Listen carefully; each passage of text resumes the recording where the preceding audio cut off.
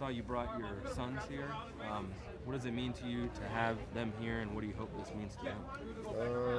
They're a little tired, so they don't fully understand. But I'm just trying to tell them, like, it's people in the world who don't have the opportunity to have a hot meal. It's people who don't have an opportunity to have warm clothes.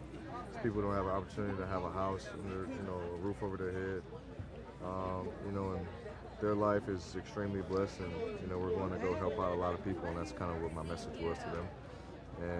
And they were very happy and excited about it, so I was happy that they were willing to come with me today. So it's like a little example for them, and to see that life is precious, and when you're a blessing, it's your duty to be a blessing to others, and that's all we're trying to do today.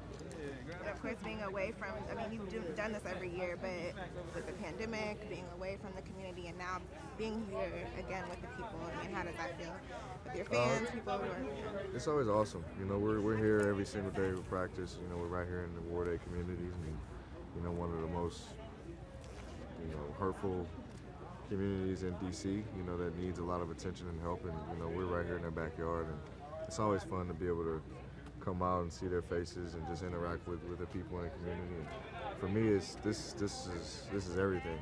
This means the world to me. This is bigger than basketball, bigger than anything I've ever done on the floor. Just to put smiles on people's faces and make an impact, even if it's just a split second, a moment, or even hopefully a lifetime. You alluded to this, Brad, but just how much need is there in this city and in this community and around the country? It's imperative, man. It's tough because everybody has a place to, everybody has a duty in a way to contribute and help the community and help the person next to them, and especially us as athletes, as celebrities, as people who are put on these pedestals, as people who we're looked up to, we have to be at the forefront of being vocal, of being attentive, of being present, of giving back to the community as best as we can. We can't just be stars, just in our jobs. We have to be stars and being great citizens too. So, I definitely take pride in it. And that's what the world needs. We all need world love. We all need peace. And this is no better way of doing it than showing your love for people around you and providing for them as best you can. What's the significance of doing something like this around the holidays? Everybody knows holidays is a tough season for everybody. Everybody's scrambling to provide, and whether it's gifts, food, whatever the occasion, it's tough on a lot of families to be able to come up with funds and all the right necessities, for them to have a successful holiday season.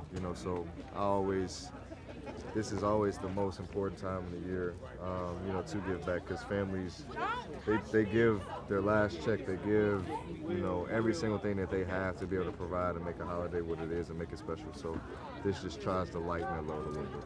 Hey, Brad, I heard a couple of kids say, it's Beal.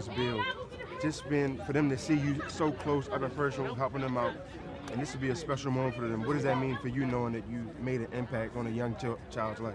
I take value in it, it speaks volumes to know that, they see me in that light. It humbles me in a lot of ways because, I don't necessarily always understand and see the impact that it actually does have on people. I may speak on it all the time, but you never genuinely know until, you cross paths with that person and see it, the interaction on their face. So, to hear that and see it is always surreal in a lot of ways. I never thought I'd be in that position or in this position. But at the end of the day, like, to be able to provide for youth and give back to them and then be super appreciative, man, that's awesome. Like, there's nothing like it, honestly. Outside of this event, of course, what are some other traditions that you do for the holidays that your family is doing or coming up in the DC area or just within your family? My wife will do some things. She usually does things where she gives out food and stuff to the homeless during this time of year too. She'll just drive around DC, and DC is hits hard with a lot of homelessness in the area. So she goes around and truck full of food and tries to provide water, food, and like some toiletries to homeless people around the city. And right after this is Christmas time, so that people are in stores and holiday shopping, and I'm pretty sure I'll come up with some cool ideas this year too. But I'm always in the spirit of giving back and providing and making everybody's holiday season a little bit easier and special. Favorite Thanksgiving dish? Oh, mac and cheese. Mac and cheese, yeah. Turkey mac and cheese. I don't eat everybody's mac and cheese, so it's gotta know what you're doing in the kitchen. What are you making? I don't know. We'll be in Miami, so that's gonna be a little different for me.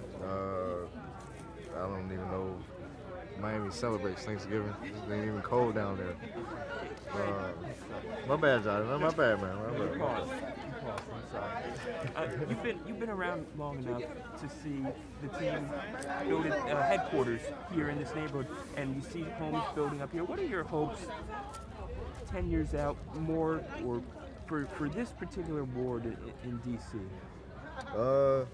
Honestly, to still see some of the people in the community still remain here. You know, I think that's one of the toughest challenges is that when you're building up a city, you know, you kind of kick a lot of families out of their houses. Sometimes you kick a lot of small businesses out of their jobs and stuff like that. So I would really like to see those things sustained within the area and provide affordable housing to people in the area. Providing, you know, the jobs and the equal opportunity for the jobs here that are going to be here for the hospital, for the new health center over there as well. Like it's a lot of opportunity for people to be able to really truly make a living right here in this community. Not just up there, they're all granted the same opportunities.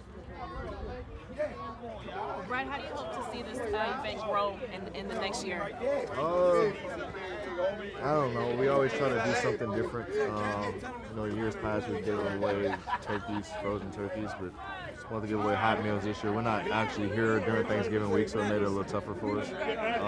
But the biggest thing is just trying to be impactful. You know, showing our faces, showing that we care, that we're appreciative of their support for allowing us to be right here in their backyard, and then this is our way of just showing our love and appreciation back to them. You know, any way we can make holiday seasons easier on families, their traditions, and we know how hard people work and try to gather up their last dollar to be able to provide for themselves and their families.